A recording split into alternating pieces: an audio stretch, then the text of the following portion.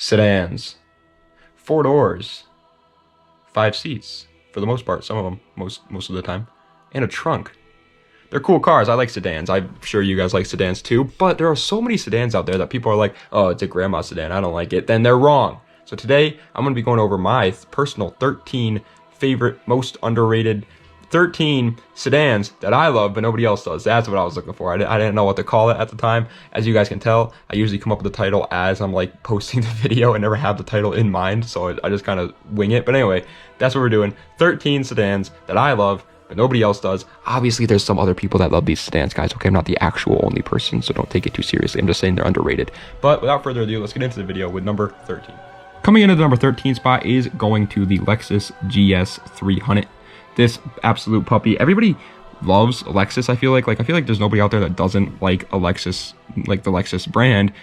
But for some reason, the GS300 is commonly forgot about. It makes me a sad man, to be honest, okay? They come with a 3-liter inline-6, making 225 horsepower, and it is rear-wheel drive. By the way, that motor is a 2JZ, which is the same motor that came in the IS300. No, it's not the same motor that came in the Mark IV Supra Turbo. However, it did come in the Mark IV Supra non-turbo. So it's the 2JZ GE, meaning you can't get like 1,000 horsepower out of it out of stock internals, but it's still an amazing motor. And since everybody buys SC300s, IS300s, why aren't people buying the GS300s? Yes, it's an automatic, but manual swaps are a thing. It's not like an IS300 manual or an SC300 manual is cheap nowadays anyway. So it's not like, I don't get it.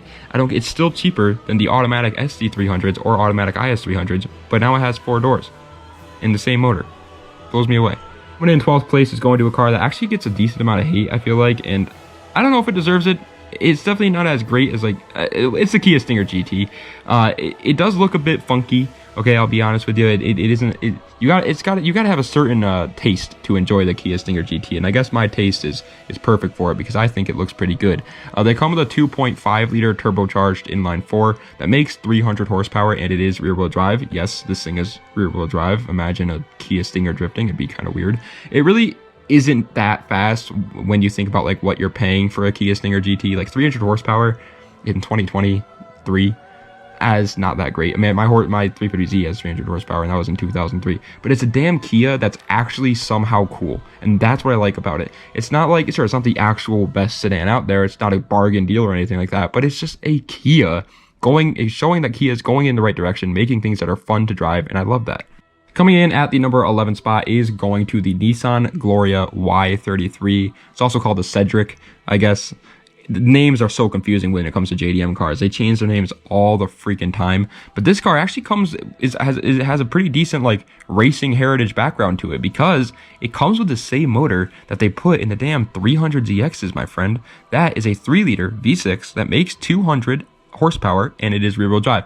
Now, the 300ZX Z32 makes 222 horsepower, so it's a little bit of a detuned version of that one. It's the Z31's motor, but it's still an amazing motor. And in my opinion, the motor aside, the car looks great too. It just looks like a nice little like luxury JDM car, and I love that about it. It's a freaking Nissan import that nobody cares about, and it absolutely hurts. It causes pain.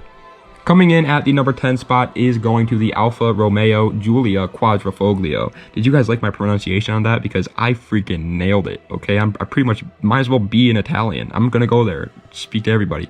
Obviously, to be honest with you, 100% the looks are what brings me here. I just love how this thing looks. It is amazingly beautiful. Now, the engine is still really good. Don't get me wrong. It's a 2.9-liter twin turbocharged V6, and it makes 505 horsepower. And it's also rear-wheel drive or all-wheel drive. You get to pick. But just like an Italian sports sedan that looks that aggressive yet elegant at the same time, it just hits. It hits differently. Now, also, remember 10 years ago when like 500 horsepower was supercar territory? Literally 10 years ago, if you had a car with 500 horsepower, it was like a supercar. And now they're putting it in freaking Italian sedans. I love that. It has a perfect blend of like aggressiveness with also luxury, and it's probably one of the most unreliable cars in the world, but that's okay because look how cool it is. Coming in at the number 9 spot is going to the Lexus ISF. I know there's a lot of Lexus IS boys on this channel. A lot of you guys for some reason love the IS250, which kind of blows me away because it's not like I've talked about the IS250 that much. Like I've talked about it here and there, but I'm not like a super big advocate on the car, but for some reason you guys are always like IS250, IS250. But here's the ISF, okay? It's a great car. It comes with a 5-liter V8 that makes 416 horsepower, and it is rear-wheel drive. That's insane. A freaking 5.0. That's crazy. Obviously, it's not the 5.0 that people commonly think of when they think of 5.0 as the Coyote, but still, like a 5-liter V8 in a Lexus. Oh my gosh. It also can make a lot more horsepower if you want it to, but while still being reliable, and it's a very decently reliable engine for a V8, which is surprising. It also sounds great. It looks great. Feels luxurious. What is there not to like about the ISF?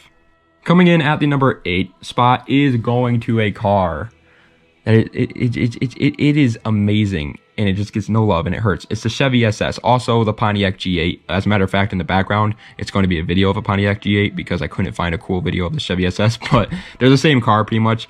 And this car actually only has 1 horsepower less than the ISF we just talked about. It comes with a 6.2 liter V8, making 415 horsepower, and it is rear-wheel drive. The ISF had 416, kind of weird.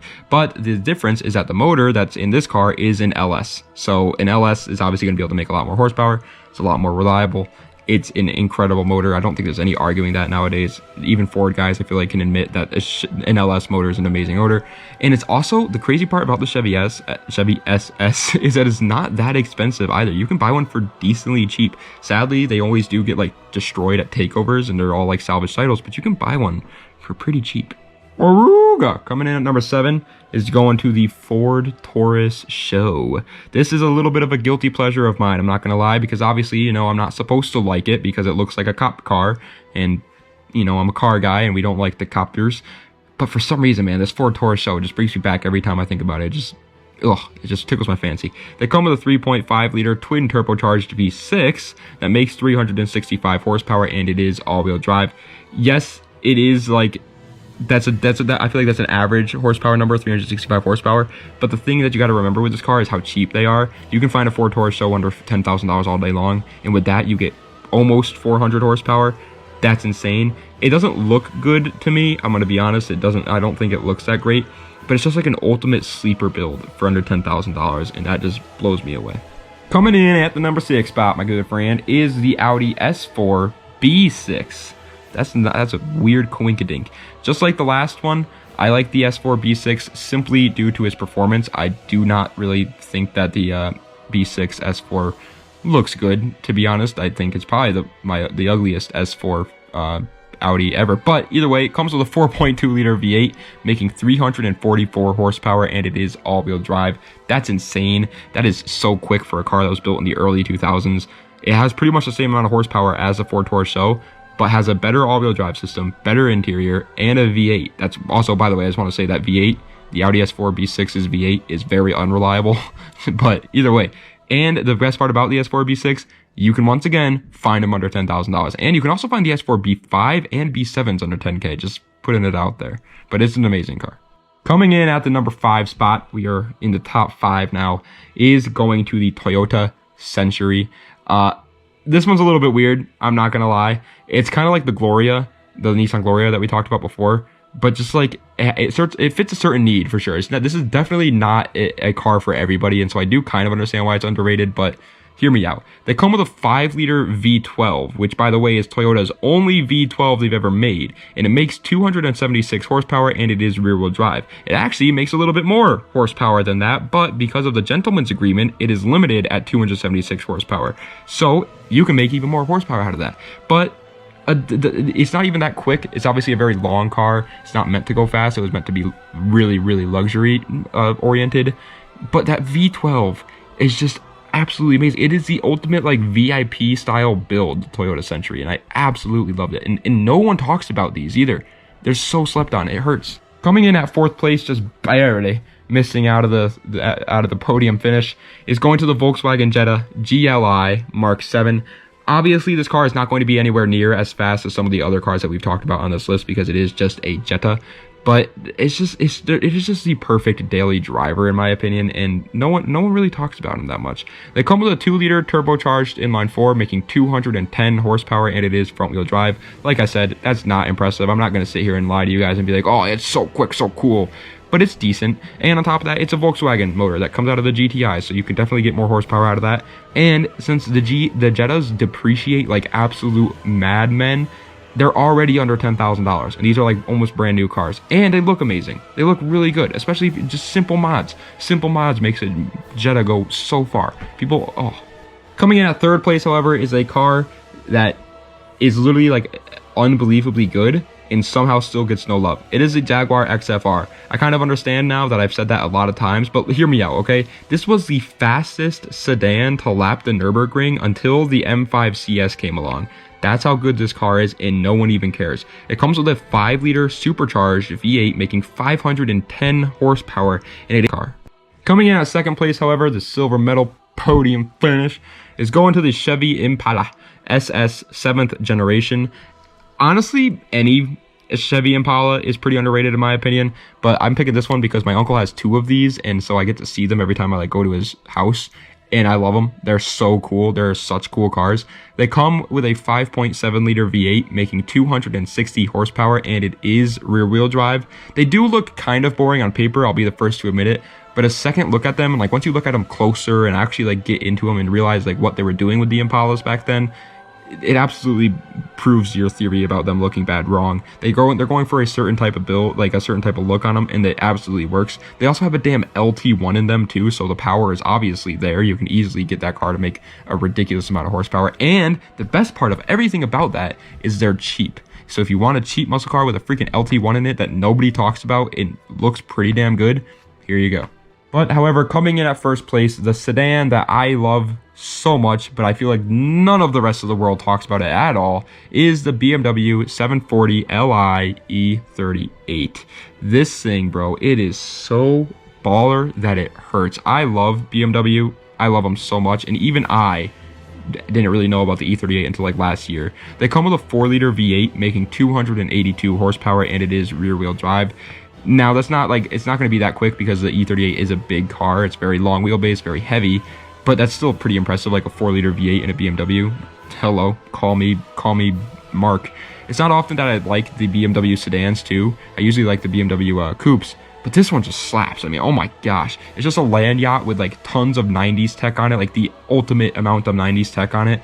And it's, like I said before, it's not the fastest because it is heavy, but it's just like the ultimate like cruising car. It also has that perfect like retro styling that everybody's looking for, and it's a BMW. You get the Beamer bro lifestyle. Oh, count me in. Give me an E38. And they're cheap, by the way. Just wanted to put that out. You can find an E38 for around like 5K. Golly. Well, ladies and gentlemen, that is the end of today's video of the 13 underrated sedans that I love but nobody else talks about. If you enjoyed, please be sure to like, comment, and subscribe. Also, let me know what other videos you'd like to see. Oh, also, no, I gotta say something else actually. I forgot to say this in the beginning. I'm gonna feel like an idiot for not saying it in the beginning, but thank you guys so much for 60,000 subscribers. That is insane. Imagine 60,000 people watching you talk about cars.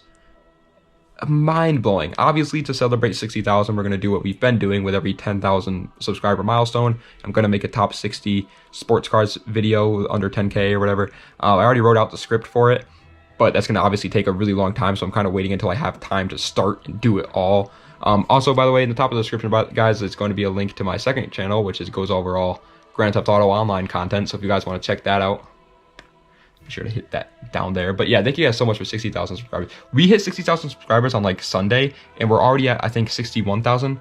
That's insane. So thank you guys so much. I freaking love you guys. I'm gonna stop taking up all your time though. Thank you guys so much. Das Vidania. Have a nice night.